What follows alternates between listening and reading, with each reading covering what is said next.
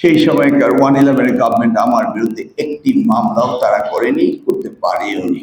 এর মাঝে আমার স্ত্রী, সেও ঢাকা বিশ্ববিদ্যালয়ের কলেজ সভাপতি ছিল, ছাত্রলীগের সম্পাদক ছিল, যদিও এবার এমপি হতে পারেনি, একবারও পারেনি, বারবার আমাকে দেওয়া হয়। সুইচিং মেইন ফ্রেমে কাজ করতাম, কাজও করতাম, লেখাপড়া করতাম, পার্ট টাইম টিচিংও করতাম।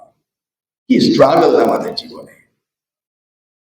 টিউটরিং করতাম, $7.50 পার আওয়ার দিত। অ্যাডজান্ট লেকচার হিসেবে কাজ করতাম, $33.60 দিত।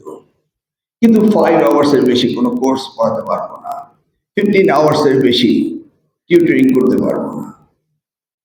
হঠাৎ করে দেখলাম 186, 286 মেশিন আবিষ্কার হতে শুরু করলো, কম্পিউটার শিফটিং, চেঞ্জিং এভরিডে। গতকাল আমরা মেইন ফ্রেমে, এখন মাইক্রো প্রসেসরে। নিজেকে ভাবলাম যে এটার সাথে আমি পালা দিয়ে পারবো না, আমাকে তো দেশে যেতেই হবে। এই ভাবনা থেকে আমি সরে আসলাম, কম্পিউটার সায়েন্স থেকে চলে গেলাম নিউ ইয়র্ক টেকে, করলাম MBA international finance and international marketing.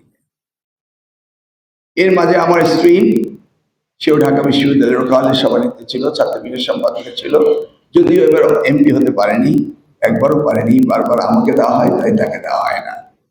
আজকে তার আসার কথা ছিল, আসতে পারেনি।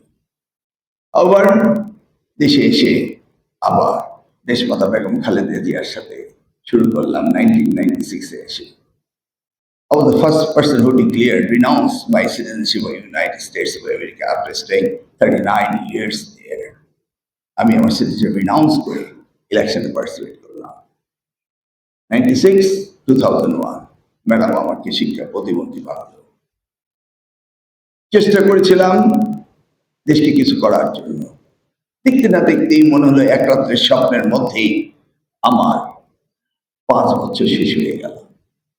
তারপরে এলো আমাদের কালো রাত্রি, সে জীবন।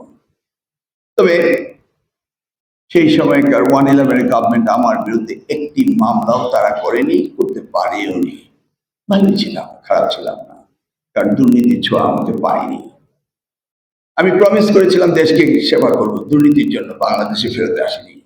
দুর্নীতির জন্য আমি United states of America citizenship আমি রিনাউন্স করিনি। গেল অনেকগুলো বছর, চলে গেলাম মালয়েশিয়ায়। আমেরিকা যাওয়ার আমার তখন ভিসা কোনো কিছুই ছিল না। আমাকে এই অবসর সময়কে কাজে লাগাতে হবে। জেল থেকে বেরিয়ে মালয়েশিয়া গিয়ে পলিটিক্যাল সায়েন্সে আবার ওখানে ভর্তি হলাম। হলে থেকে রেগুলার স্টুডেন্টদের সাথে বসে পিএইচডি করলাম। টপিক ছিল human capital and socio economic development in Bangladesh through technique.